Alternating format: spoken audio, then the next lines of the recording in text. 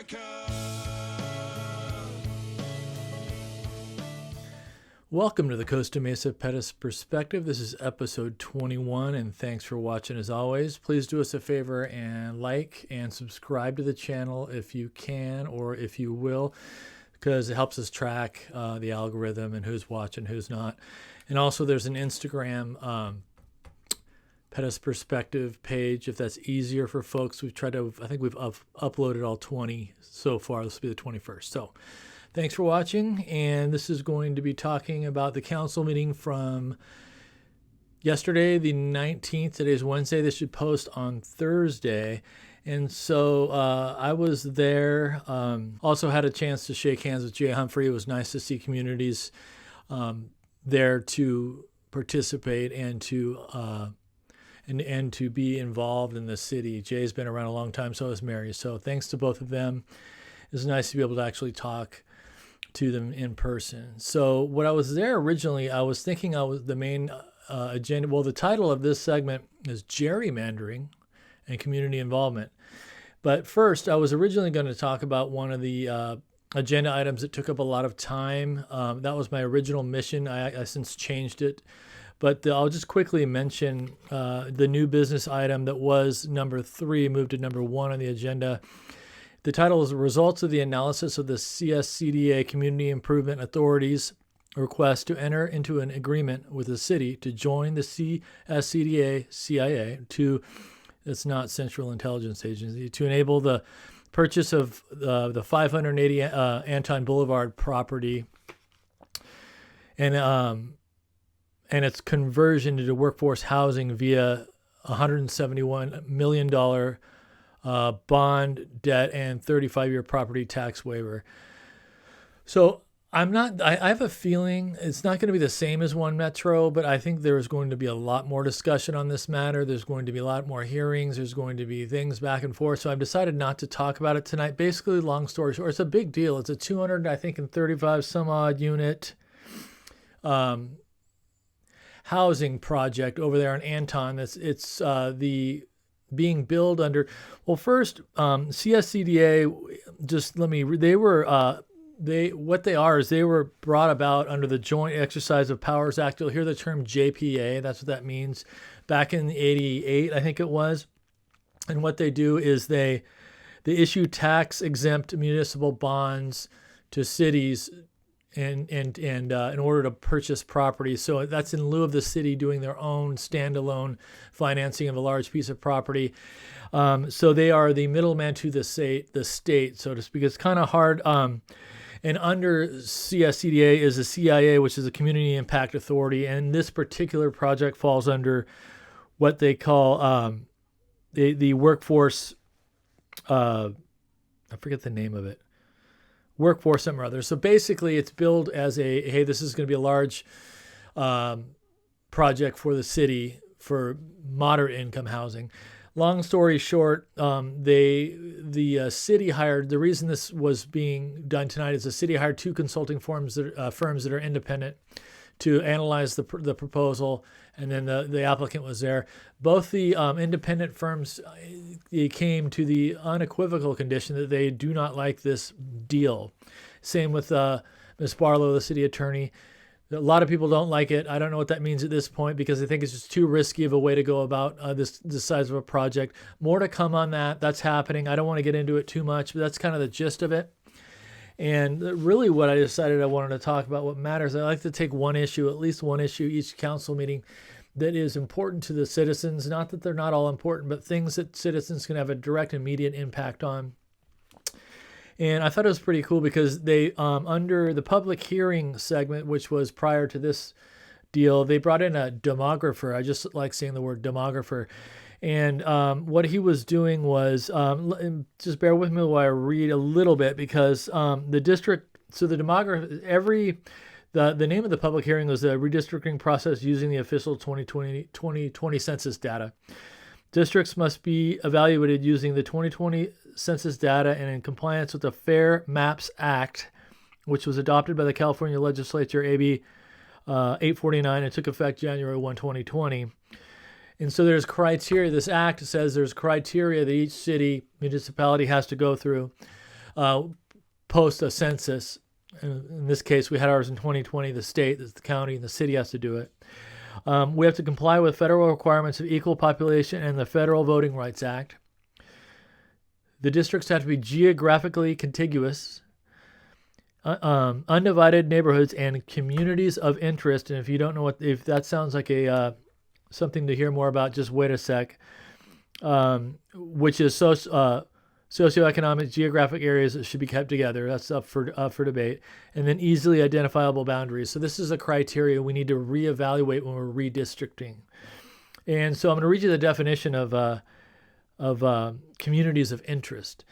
A community of interest under the relevant elections code for cities, section yada, yada, yada, is, quote, a population that shares common social or economic interests that should be included within a single district for purposes of its effective and fair representation. So we have to redistrict, okay? And I call this segment gerrymandering. I say that kind of tongue-in-cheek, meaning I'm not going to sit here and make the point that the city council is out to play games illegally and segregate and for political power. I don't think it's that. That does happen. But I'm using the term gerrymandering kind of tongue-in-cheek. So we'll talk about that more in a second. So the state has a deadline for this to be completed, state of California, by January 15th, 2022. This is kind of weird, the order. Orange County's deadline is December 15th, 2021. Costa Mesa's is due by April 17th, 2022. So this is where the council got excited. They had light in their eye. They had zip in their step. Manny Chavez, crazy. And what do I mean by that? Meaning when the demographer was up there and there was lots of questions being asked about what this process is going to look like. And so each one of them, Arliss, Andrea Marr, Harper, Harlan, Gameros, and Chavez all started asking questions. It was their turn to ask, what about my district on this side? What about everything related to their own district? So you could see they were eager for this process, which makes me a little nervous at any government level when politicians get excited about it. Now that means is that they have an opportunity to, in this process, change the boundary lines of their district. They could very, very much. You see the map, which I probably have it behind me here at some point. They don't look block check. I mean, there's some hanky stuff going on there. So this is an opportunity to clean that up. And that does need to happen. But here's where I fall on this. This is where the community has an opportunity to get involved. That's you, Mr. and Mrs. Costa Mesa citizen. This is an opportunity where we can have direct involvement to influence the process, or at least have your voice be heard, which is not easy all the time, because the last several meetings that I've been to, and I don't expect everybody to go to city council meetings or watch them on Zoom, but a lot happens during these things that have million-dollar implications or have major citywide implications, and it's incumbent upon us as the citizenry to hold our elected politicians accountable and to have them be transparent to us because they work for us, right? It's not a club that's not a private club sitting up on the dais, as much as Stevens would like that, right? So how can we be involved as a city? This is very important. So on Saturday, they're having a workshop. There will be more, but this Saturday is the first one. Public workshops to seek public input for suggested criteria for consideration of drafting district maps. So it's this Saturday, October 23rd, 2021, at 10 a.m., that's 10 o'clock Saturday, at the Norma Herzog Community Center. And again, Saturday, 10 o'clock, Norma Herzog Community Center. And that's open to the public. It's open to, I don't think they're going to turn anybody away, but hopefully it's open to Costa Mesa citizens. So what is it? Do you just go there, sit at a chair and get some free coffee and a donut and yell at them? No, but you can do that if you like. I don't think that's against the rules. But what it is an opportunity. Citizens can actually submit their own map, and I listened very carefully to this, to the demographer. There's a tool that you can go online, first of all, at redistrictcostamesa.org. Again, just punch it in Google. It's redistrictcostamesa.org. And they have a mapping tool on there where you can actually create, if you have a little bit of computer ability, create your own map. And what I mean by create your own map is you have an idea of what your district should look like, maybe even the whole city's districts that would make more sense within reason. And you have ideas, you can create a map, submit it electronically. You could print it out and bring it to this meeting. Either way, you can also even hand draw a map. They have to take all submissions. That was clarified by Attorney Barlow. And what they're going to do is take all these submissions and they're going to put them together and review them all. And I guess, I don't know, it's not like they're going to take every single one into consideration, but from what I understand, they're going to try and batch them. If you're at all kind of, if say there's 20 of them that are kind of have the similar idea, they'll create one out of that group and so on. And they'll have, and these will actually be on our city clerk, Ms. Green, was very clear because the questions were asked. They will be filed electronically and for public view on the official record, these maps. So, this is all the demographers, he was saying this has to be done by state law. So this is really, really important. And why is, so to gerrymander normally would be to try and smoke-filled room. You got bozos in Congress getting together and figuring out what would be the most Republicans in this corridor, what would be the most liberals in that corridor. I want my district to look like that because I want all the votes. That's true gerrymandering.